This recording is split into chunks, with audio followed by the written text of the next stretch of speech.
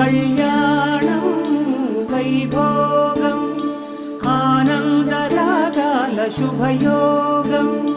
కళ్యాణం వైభోగం ఆనందరాగాల శుభయోగం.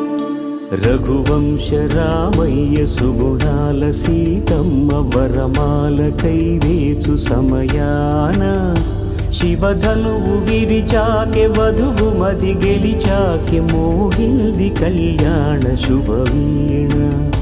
కళ్యాణం వైభోగం శ్రీరామచంద్రుని కళ్యాణం.